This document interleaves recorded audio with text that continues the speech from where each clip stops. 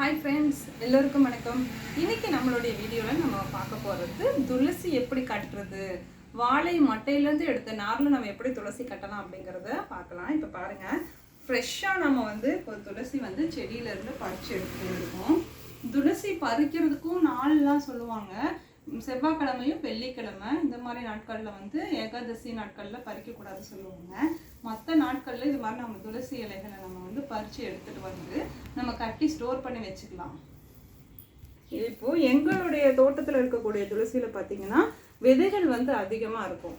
இது மாதிரி நம்ம பறித்து எடுத்துகிட்டு இந்த விதையுள்ள பகுதியை மட்டும் நம்ம எடுத்துட்டு நம்ம தனியாக வச்சுக்கலாம்.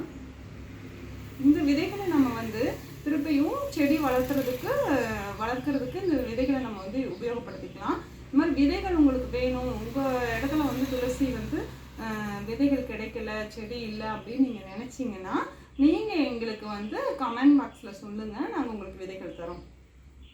விதைகள் இருக்குது, நீங்கள் வாங்கிக்கலாம்.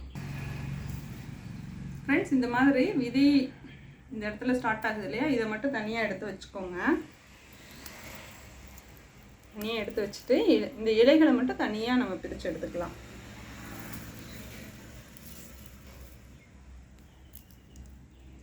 ஃப்ரெண்ட்ஸ், இப்போ பாருங்கள், இப்போது இந்த ஒரு பை நிறையா நம்ம துளசி இலைகள் பறிச்சுட்டு வந்தோம். இப்போ அதிலிருந்து அந்த விதைகளை மட்டும் நம்ம தனியாக எடுத்துருக்கோம்.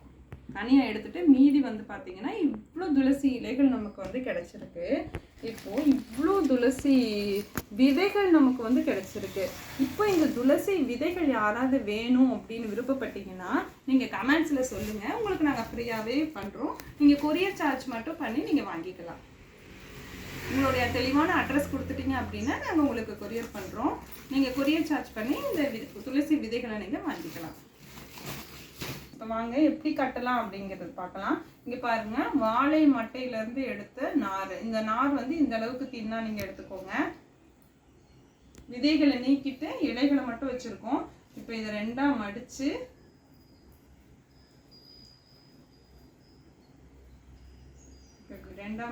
நம்ம என்ன பண்ணலாம்னா இப்படி வச்சுட்டு இது கீழ் பகுதியில் நம்ம இப்படி ஒரு சுற்றிட்டு இந்த 3 விரலால் இந்த மாதிரி நீங்கள் நாரை எடுக்கும்போது பெருவிரலால் இந்த நூலை நம்ம பிடிச்சிக்கணும். பிடிச்சிட்டு இது மேலே இப்படி போட்டுனீங்கன்னா ஒரு நாட் வந்துடும். இந்த நாட்டை நீங்கள் இப்படி பிடிச்சி இழுத்தீங்கன்னா நம்ம பூ கட்டிடலாம். இப்போ அடுத்தது பாருங்கள், இது இப்படி மடிச்சு விட்டுட்டு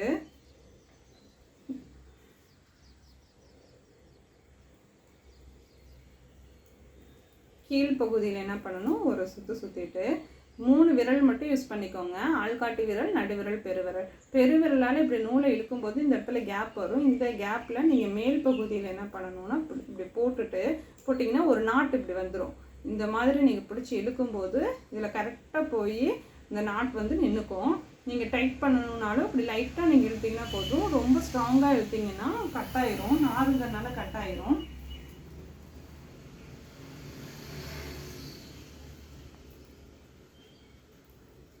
இப்படி மடித்து தான் கட்டணும்.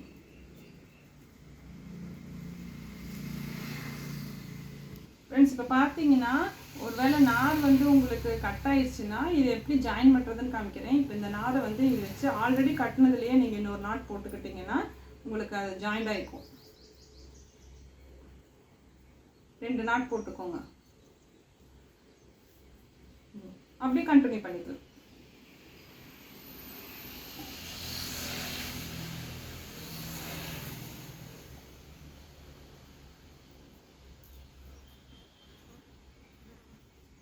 கீழ்ப்பகுதியில் இப்படி சுற்றிட்டு மேலே இந்த மாதிரி நாட் போட்டுக்கோங்க.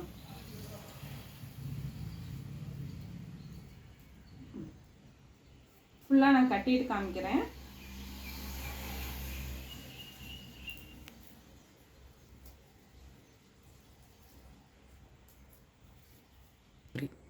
ஃப்ரெண்ட்ஸ், இப்போ நம்ம துளசி இலைகளை வச்சு இப்போ நம்ம கட்டி முடிச்சிட்டோம்.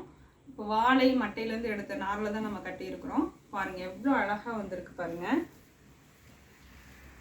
இந்த நாரில் நம்ம கட்டுறதுனால இறைவனுக்கு சூடுவதற்கு வந்து ஏற்றது அப்படின்னு சொல்லுவாங்க. ஒரு சில கோவிலில் வந்து பார்த்தீங்கன்னா த்ரெட்டில் கட்டுற அந்த மலர்கள் வந்து வாங்கிக்க மாட்டாங்க. அது மலராக இருந்தாலும் சரி, துளசி மாலையாக இருந்தாலும் சரி வாங்கிக்க மாட்டாங்க.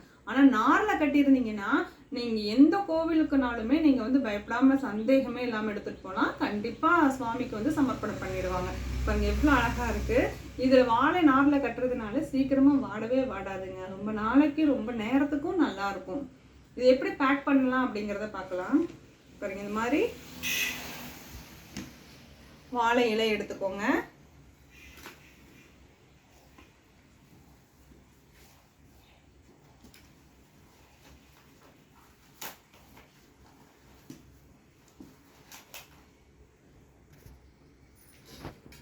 வாழைநாரில்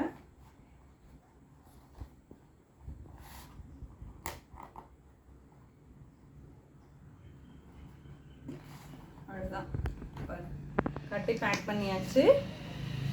இப்போ நம்ம கோவிலுக்கு கொண்டு போய் பெருமாள் கோவிலுக்கு புரட்டாசி மாதம் அப்படிங்கிறதுனால பெருமாளுக்காக தான் இது கட்டுனேன் நான். பெருமாள் கோவிலுக்கு எடுத்து போய் பெருமாளுக்கு சமர்ப்பணம் பண்ணிடலாம்.